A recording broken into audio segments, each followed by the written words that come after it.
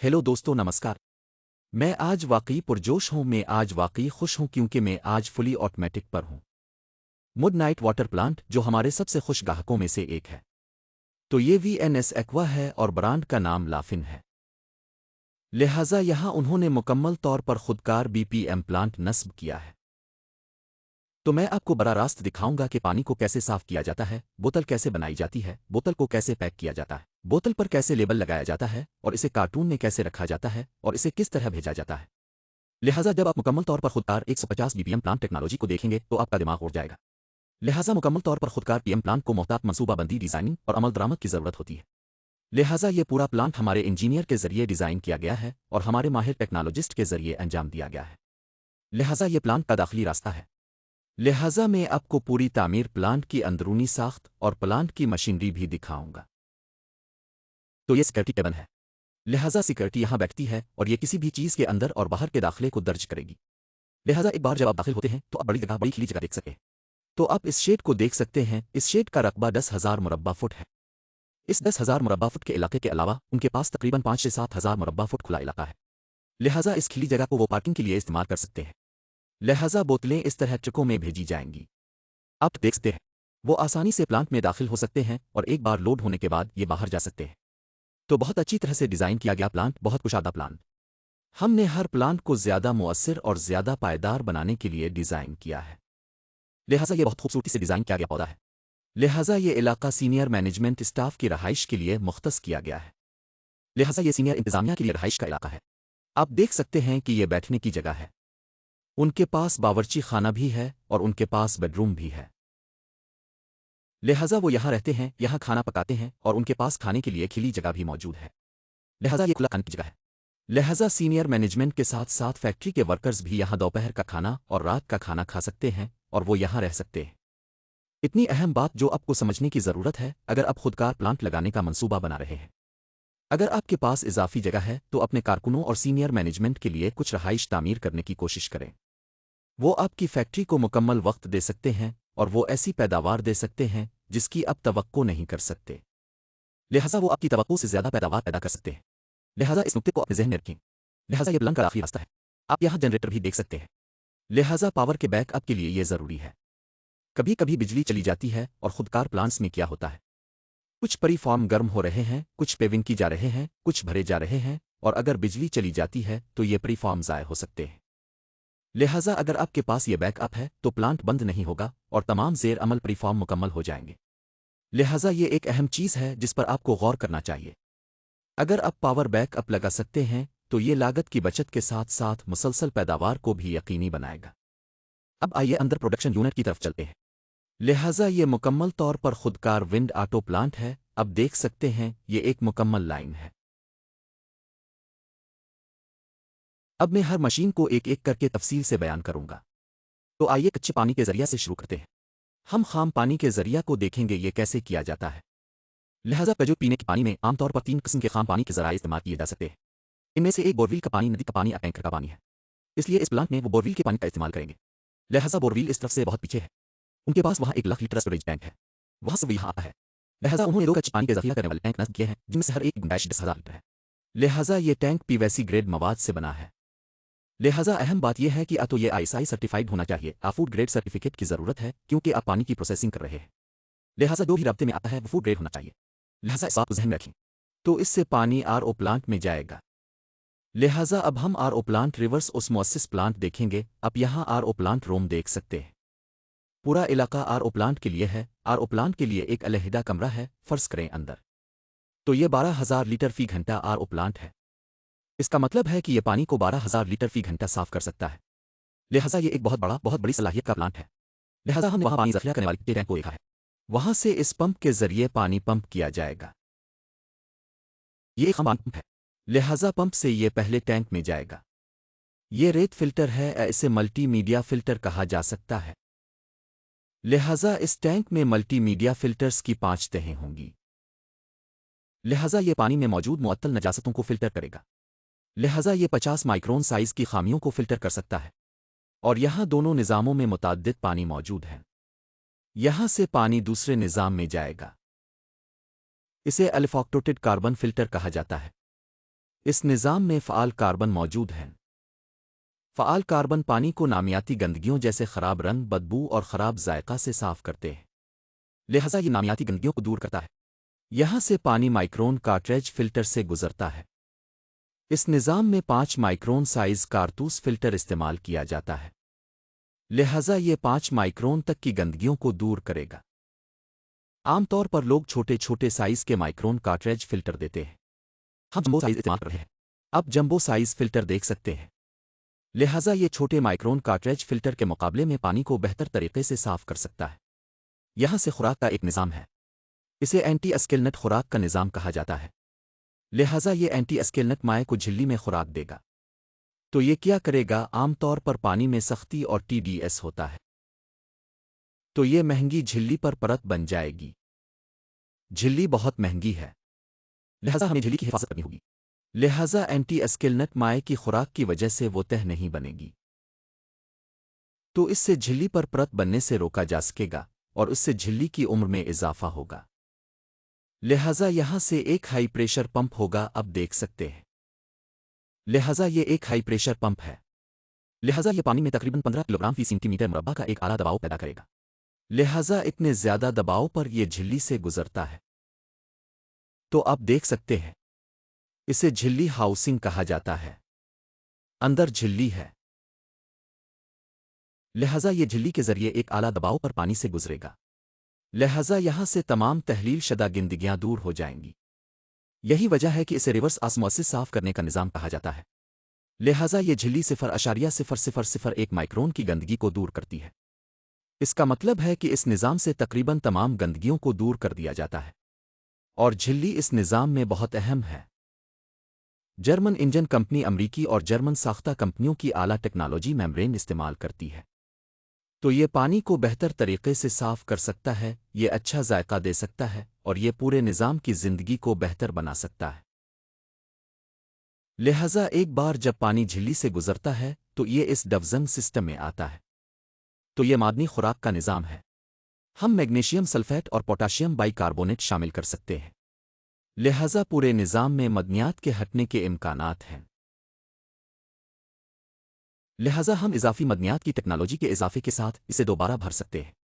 हम इस निज़ाम में आला टेक्नोलॉजी, आला दर्जे की मदनियात देते हैं, लिहाजा ये पानी में मदनियात को दोबारा भरता है और यही वजह है कि पानी में मदनियात की सतह बढ़ जाती है।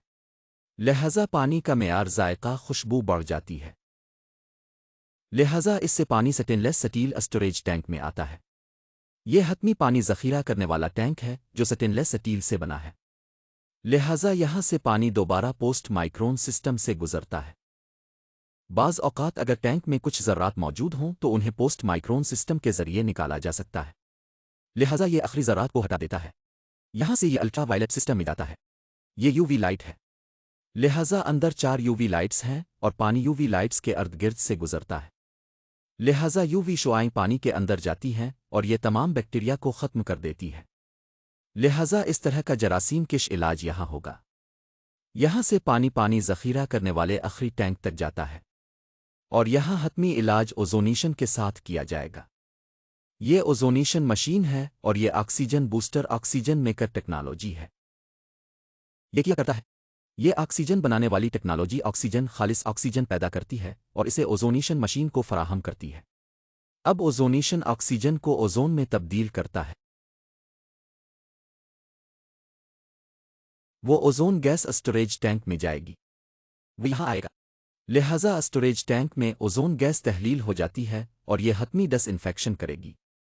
ये हर किस्म के बैक्टीरिया की गंदगी को दूर करेगा। अब क्या होता है? ओज़ोन गैस इंतहाई गैर मुस्तहकम गैस है, लिहाजा ये फौरी तौर पर ऑक्सीजन में तब्दील हो जाता है। लिहाजा बाज़ औक़ात ऊपर का पानी ओज़ोन शदा हो सकता है और नीचे ये मुनासिब तरीके से ओज़ोन शदा नहीं हो सकता है। लिहाजा धर्मनंदन कंपनी ने इसका हल बता दिया है। हमने ओज़ोन सर्कुलेशन सिस्टम दिया है, लिहाजा ये ओज़ोन गर्दिश का निज़ाम पानी को अंदर से लेकर दोबारा ऊपर से बहाता है। लिहाजा ये टैंक के अंदर एक किस्म की गर्दिश करेगा। जो भी ओज़ोन पैदा होती है वो पूरे पानी के कतरे के साथ मुकम्मल राब्ते में आती है, लिहाजा पानी के हर कतरे को ओज़ोनियत किया जाता है। लिहाजा आपको बोतल के मेयार में बीच टू बीच आ बोतल से बोतल में तब्दीली नहीं मिलेगी, जो बहुत अहम है। अगर आप मार्केट में एक ब्रांड बनाने जा रहे हैं तो आपको इस बात को यकीनी बनाना होगा कि हर बोतल और हर बीच मुकम्मल तौर पर यकसा और आला मेयार का पानी फराहम करता है। तो ये निज़ाम ऐसा करेगा। लिहाजा ये बॉटलिंग के लिए मुकम्मल प्रोडक्शन लाइन है। लिहाजा ये बिलो मोल्डिंग मशीन के साथ शुरू होता है। तो यहाँ आप देख सकते हैं कि ये एक मुकम्मल खुदकार बिलो मोल्डिंग मशीन है। ये एक 4 कैविटी मशीन है जो पैदा करती है 7,000 बोतलें ही घटा। ये एक आला टेक्नोलॉजी आला पैदावार मशीन है। तो ये कंट्रोल पैनल है। आप कंट्रोल पैनल देख सकते हैं। बहुत अच्छी तरह से डिजाइन किया गया है, बहुत अच्छी तरह से मंसूबाबंद है। हर इलेक्ट्रीशियन इस मशीन के कंट्रोल पैनल के डायग्राम को समझ सकता है। और ये हुआ की हालत है। लिहाजा ये पूरे निज़ाम को ठंडी हालत में रखता है। लिहाजा नाकामी के इम्कानात बहुत कम हैं। ये किसी भी वक्त नाकाम नहीं होगा। तो ये प्रीफॉर्म होपर है। यहां हम प्रीफॉर्म के बेग को इस तरह लोड कर सकते हैं जो आप देख सकते हैं। बस बेग उतारें और प्रीफॉर्म खुद ब खुद उलट जाएगा। आप कह सकते हैं कि प्रीफॉर्म खुद ब खुद कन्वेयर के जरिए जा रहे हैं, जहां से ये यहां आएंगे। तो प्रीफॉर्म यहां आएगा और ये खुद ब खुद लाइन बन जाएगा। आप देख सकते हैं वहां 2 लाइनें हैं। यकसा तौर पर ये चलेगा। तो ये प्रीफॉर्म लोडर है। ये कन्वेयर पर प्रीफॉर्म लोड करेगा। लिहाजा लोड करने के बाद ये हीटिंग टनल में जाएगा। वहां 2 हीटिंग सुरंगें हैं। तो गर्म होने पर फायर हीटर वहां मौजूद है। ये प्रीफॉर्म को गर्म करेगा और ये इसे रोक देगा। लिहाजा ये बहुत आसानी से आया जा सकता है। आप देख सकते हैं कि हीटिंग टनल के अंदर एक प्रीफॉर्म जा रहा है। गर्म करने के बाद सांचे के अंदर जाएं। हवा नीचे से आएगी और पानी बह जाएगा। रेज लॉक सिस्टम दिया गया है और ये पूरी मशीन मुकम्मल तौर पर सर्व से चल रही है। लिहाजा दुरुस्तगी और वक्त बहुत सही है और इसमें कोई खराबी नहीं होगी। आप वहां सर्व देख सकते हैं, सर्व वहां देख सकते हैं। ये एयर रिकवरी टैंक है। ये इजाफी हुआ को बहाल करता है और इसे दोबारा इस्तेमाल करता है और ये बिजली की बचत करता है। आप स्ट्रीचिंग लोड देख सकते हैं। ये भी सर्वर से चलने वाले हैं और रफ्तार और दुरुस्तगी बेमिसाल है। दुरुस्त तरीके से फैलाना ये भी सर्वर से चलने वाला है। इस मशीन में ऑटो चिकनाई का निज़ाम है। यह खुद ब खुद अहम हिस्से को चिकना कर देता है। लिहाजा दस्ती चिकनाई की ज़रूरत नहीं है और यह मशीन के टूटने को रोक देगा। आप यहां देख सकते हैं ये सभी चिकनाई की लकीरें हैं। आप इन तमाम चिकनाई लाइनों को देख सकते हैं। यह हरकत पजीर हिस्सों को खुद ब खुद चिकना करता है। लिहाजा गर्म करने के बाद यह मरने में चला जाता है और बोतल उड़ जाती है। आप यहां देख सकते हैं।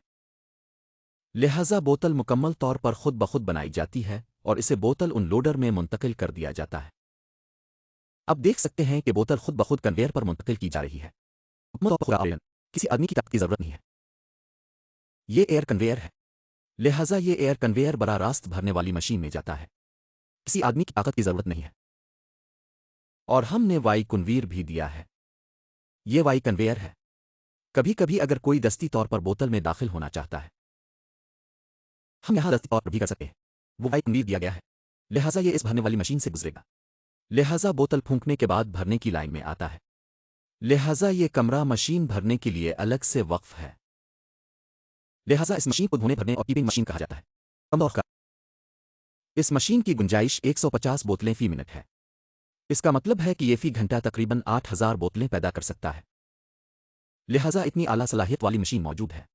लिहाजा बोतल मुकम्मल तौर पर खुदकार बिलो मोल्डिंग मशीन से आ रही है और यह खुदकार रनस्यूग फिलिंग और कीपिंग मशीन में दाखिल हो रहा है। तो ये पूरा कंट्रोल पैनल है। काम करने के लिए बहुत आसान पीएलसी पर मबनी निज़ाम मौजूद है।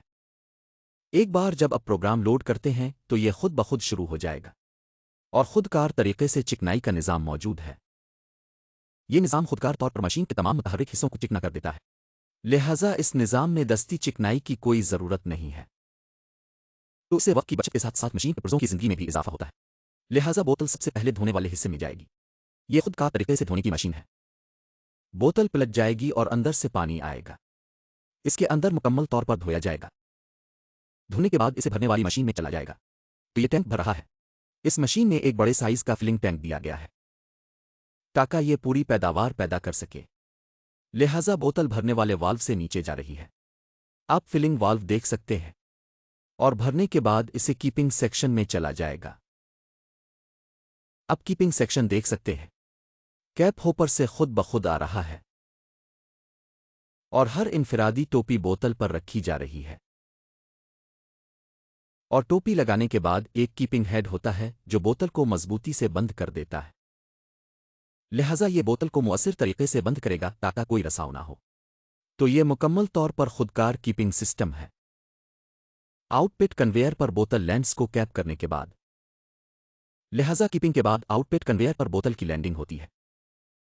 तो ये छोटा आउटपिट कन्वेयर है जो ऊंचाई एडजस्ट करने के काबिल है। बड़ी बोतल के लिए ये ज्यादा होगा, छोटी बोतल के लिए ये छोटा होगा। ये यहां से मुआयना और लेबलिंग के लिए जाएगा। आप ये देख सकते हैं। लिहाजा बोतल भरने के बाद आउटपिट कन्वेयर पर लैंड करती है और ये मुआयना स्क्रीन है। लिहाजा एक शख्स बोतल का मुआयना कर सकता है। अगर कोई जर्रा है तो ये बोतल को हटा सकता है। वहां से ये बीच कोडिंग में जाता है। ये लेजर बीच कोडिंग मशीन है। इस मशीन की खूबसूरती यह है कि इसे किसी स्याही की जरूरत नहीं है। लेजर के जरिए ये बोतल पर बीच नंबर, MRP और मैन्युफैक्चरिंग की तारीख प्रिंट करेगा।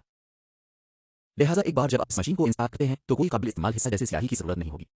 तो ये एक इंतहाई आला मेयार की सिलाई मशीन है और ये एक खूबसूरत बीच प्रिंटिंग सिस्टम भी फराहम करती है। आप लेजर प्रिंट शदा बीच देख सकते हैं। तो ये नान अंक पर मबनी लेजर प्रिंटिंग सिस्टम है। लिहाजा बीच कोडिंग के बाद ये जिगजिंग कन्वेयर पर उतरता है। हमने 30 मीटर जिगजिंग कन्वेयर दिया है। इस जिगजिंग कन्वेयर का फायदा यह है कि कम जगह में ये बोतलों के बड़े हजम को एडजस्ट कर सकता है। लिहाजा बोतल का ज्यादा हजम यहां जखीरा किया जाता है ताकि फिलिंग मशीन मुसलसल चल सके और साथ ही बॉप लीबलिंग मशीन मुसलसल चल सके। तो ये मशीन का अहम हिस्सा है। लिहाजा जिगजिंग कन्वेयर से ये लीबलिंग मशीन में जाता है। ये मुकम्मल तौर पर खुदकार BOPP लीबलिंग मशीन है। बोतल यहां जाती है। तो ये BOPP रोल्स हैं। हमें सिर्फ रूल यहां डालना है और आप देख सकते हैं कि यह खुद ब खुद ढोल पर चला जाएगा। ये ढोल है और लेबल पर खुदकार तरीके से गोंद लगाया जाएगा। कट इसे बोतल में मुंतकिल कर दिया जाएगा। लिहाजा हर बोतल को खूबसूरत BOPP लेबल मिलता है। आप वहां देख सकते हैं। तो ये BOPP मशीन का कंट्रोल पैनल है। लिहाजा इस पूरे ऑपरेशन को मुकम्मल तौर पर कंट्रोल किया जा सकता है। बॉब के लिए हमने एक बार फिर जिगजिंग कन्वेयर दिया है। भरने के बाद जिगजिंग होता है, फिर बॉब, फिर दोबारा जिगजैग। लिहाजा BOPP के बाद दोबारा बोतल का काफी हजम होगा।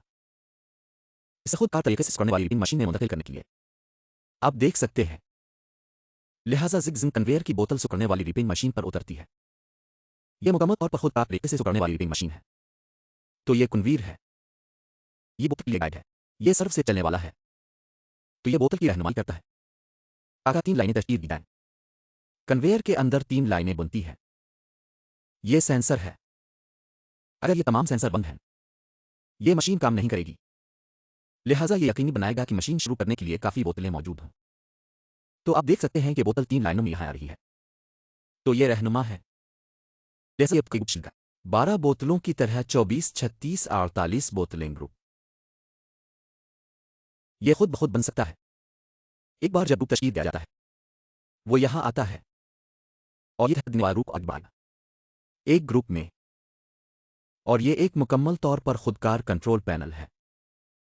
आप इस पैनल से पूरी मशीन को कंट्रोल कर सकते हैं। मुकम्मल तौर पर खुदकार पैनल मौजूद है। तो वहां 2 रूल होंगे। एक रूल उल्टा है, एक रूल मनफी है। तो यह कम कसाफत LDP पॉलीथेन रूल है। तो यह एक वेब तश्कील देगा। ऊपर से एक, नीचे से एक। और आप देख सकते हैं बोतलों को जाल में बांधा जा रहा है। एक बार जब यह वेब हो जाता है, यह ब्लेड इसे काट देगा और वहां हीटर होगा। यह इस पर मेहर लगा देगा। लिहाजा मुसलसल तश्कील मौजूद रहेगी। और एक बार जब स्विप किया जाता है, यह सुकड़ती हुई स्वयं से गुजरेगा। तो यह हिस्सा वेब सीलर का हिस्सा है और इसका हिस्सा है। हिस्सा। तो इतनी बड़ी शर्नक टनल मौजूद है, ये बहुत बड़ी शर्नक टनल है, अंदर हीटर होगा और हमने ये बिलौर दिया है, ये बिलौर हुआ की गर्दिश को यकीनी बनाएगा। लिहाजा यकसा हरारती दर्जा हरारत होगा। यकसा हरारती दर्जा हरारत की वजह से बोतल का कार्टन पूरी साइड पर बहुत मजबूत और यकसा होगा। तो गर्म करने के बाद अब देख सकते हैं कि पैकेज इस तरह आ रहा है। रूल मुकम्मल तौर पर सिकुड़ चुका है और मुकम्मल तौर पर सख्त कार्टन मौजूद है और ये गर्म है, लिहाजा हमने कूलिंग सिस्टम दिया है। दो बिलौर मौजूद हैं, ये कार्टन पर हुआ चिल्लाते हैं और ये ठंडा हो जाता है। कार्टन यहाँ से इसे आतो स्टॉक में मुंतकिल किया जा सकता है या इसे बड़ा रास्त ट्रक में भेजा जा सकता है। आप यहाँ देख सकते हैं एक बड़ा ट्रक लोड हो रहा है। ये ट्रक बोतल के तकरीबन 800 कार्टन ले जा सकता है, लिहाजा ये बड़ा रास्त भेजने के लिए जा सकता है। इदारा। तो इस तरह पूरा अमल यहाँ होता है, लिहाजा ये स्टॉक एरिया है। हमें पैदावार के कम अज़ कम 48 घंटे के स्टोरेज की जगह की ज़रूरत होती है, लिहाजा उनके पास बहुत बड़ी जगह है। तमाम हतमी स्टॉक यहाँ ज़ख़ीरा किया जाता है और यहाँ से रवाना किया जाता है। तो अब हम तामीर के लिए कुछ अहम निकात देखते हैं। तो ये पूरा शेड है, अब टीन शेड देख सकते हैं। तो ये टीन शेड है, आप इस तरह टीन शेड कर सकते हैं। 6 फुट तक आपको पूरे प्लांट में दीवार पर टाइल नक करनी होगी, जहां भी दीवार हो। आपको 6 फुट तक दीवारों पर टाइल नक करनी होगी। फर्श हमवार होना ज़रूरी है। अब टाइल नक कर सकते हैं या पूरे प्लांट में कोटा पत्थर का फर्श कर सकते हैं। लिहाजा कोटा पत्थर को तरजीह दी जाती है और अहम इलाके के लिए अलहदा कमरा होना चाहिए। आप आरओ प्लांट के लिए अलहदा जगह देख सकते हैं, ताकि वो इलाका आरओ प्लांट हो, वहाँ से जार धोने का इलाका हो, जार भरने का इलाका हो, सबके अलग अलग कमरे हों। फिर आप बोतल बनाने का अमल खिली जगह में कर सकते हैं। फिर भरने का अमल बंद कमरे में होना चाहिए। फिर लीबलिंग और पैकिंग खिली जगह में हो सकती है, लिहाजा 2 लेबॉरेटरियाँ हैं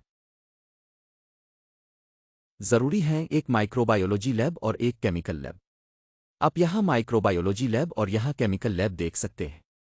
आइए माइक्रोबायोलॉजी लैब के अंदर चलते हैं। तो ये माइक्रोबायोलॉजी लेबॉरेटरी है।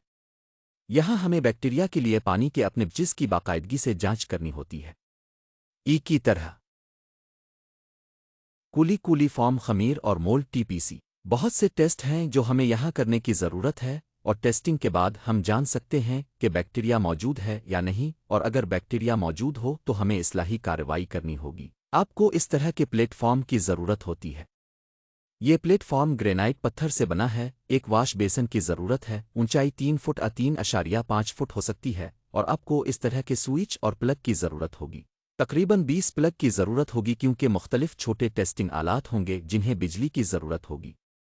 माइक्रोबायोलॉजी लेबॉरेटरी के लिए बिजली की फराहमी और एक एयर कंडीशनर की ज़रूरत है, लिहाजा ये टेस्टिंग आलात जैसे इंक्यूबेटर्स, बीओडी इंक्यूबेटर्स, गर्म हुआ ओवन और लिमिनर एयर फ्लो हैं। ये मुख्तलिफ किस्म के पैरामीटर टेस्टिंग के लिए ज़रूरी हैं, लिहाजा हमारे माहिर टीम आपकी रहनुमाई करेगी और आपके शख्स को तरबियत देगी कि लेबॉरेटरी में टेस्टिंग कैसे की जाए, क्योंकि ये मेयार के रिकॉर्ड को बरकरार रखने के लिए बहुत अहम और नाजुक हिस्सा है और ये रिकॉर्ड हमारे बेस लाइसेंस की तजदीद के लिए ज़रूरी होंगे, लिहाजा हमारी माहिर टीम रहनुमाई करेगी।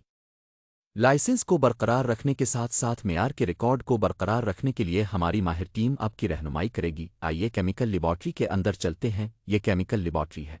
इसमें पानी के तमाम कीमियाई मुताल्लिका पैरामीटर्स जैसे पीएच, टीडीएस और सख्ती की जांच की जा रही है।